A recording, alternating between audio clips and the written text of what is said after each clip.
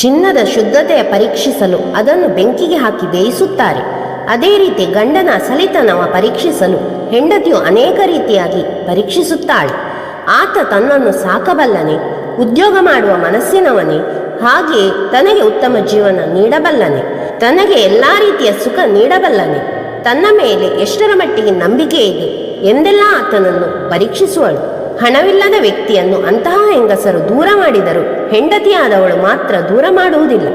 ಆದರೆ ಅದೇ ಹೆಂಡತಿಯು ಗಂಡನಾದವನು ವಿವಾಹೇತರ ಸಂಬಂಧ ಇಟ್ಟುಕೊಂಡಿದ್ದ ಎಂದು ತಿಳಿದರೆ ಮೊದಲು ಆತನನ್ನು ಸರಿಪಡಿಸಲು ಪ್ರಯತ್ನಿಸುತ್ತಾಳೆ.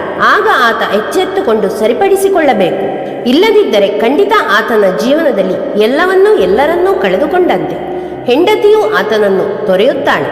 ಸುಂದರವಾದ ಮುಖ ಹೊಂದಿರುವ ಸ್ತ್ರೀಯು ಒಂದು ರಾತ್ರಿ ಮಾತ್ರ ಸುಖ ಕೊಡಬಲ್ಲಳು, ಆದರೆ ಮನಸ್ಸಿನಿಂದ ಸುಂದರವಾಗಿರುವಾಕೆ ಜೀವನ ಪೂರ್ತಿ ಸುಖ ನೀಡಬಲ್ಲಳು. ಹಾಗಾಗಿ ದೇಹ ಸೌಂದರ್ಯಕ್ಕಿಂತ ಮನಸ್ಸಿನಿಂದ ಸುಂದರವಾದಂತಹ ಹೆಣ್ಣನ್ನು ಮದುವೆಯಾಗುವ ಸಣ್ಣ ಪ್ರಾಯದ ಹುಡುಗಿ ಗಂಡಿನ ರೂಪವನ್ನು ನೋಡುತ್ತಾಳೆ.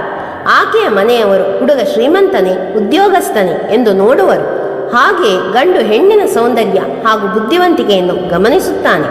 ತಮ್ಮ ಜೀವನದಲ್ಲಿ ಎಷ್ಟೇ ಕಷ್ಟ ನಷ್ಟಗಳು ಸಂಭವಿಸಿದರೂ ತಾಳ್ಮೆಯಿಂದಿರುವ ಮಹಿಳೆಯರು ಎಂದಿಗೂ ಸೋಲುವುದಿಲ್ಲ. ಇಂತಹ ಮಹಿಳೆಯನ್ನು ಮದುವೆಯಾದ ವ್ಯಕ್ತಿಯು ಅದೃಷ್ಟವಂತನು. ತಾನು ಅನುಸರಿಸುತ್ತಿರುವ ಧರ್ಮವನ್ನು ಪಾಲಿಸುತ್ತಿರುವ ಹೆಣ್ಣನ್ನು ಮದುವೆಯಾದರೆ ಆತನ ಜೀವನವು ಗಣನೀಯವಾಗಿ ಬದಲಾಗುವುದು. ಕೋಪವು ಗಂಡಸರ ಶತ್ರು ಎಂದು ಹೇಳಲಾಗುತ್ತದೆ. ಶಾಂತ ಸ್ವಭಾವದ ಹೆಣ್ಣು ಮನೆಯ ಎಲ್ಲಾ ರೀತಿಯಲ್ಲಿಯೂ ನೋಡಿಕೊಳ್ಳುವಳು.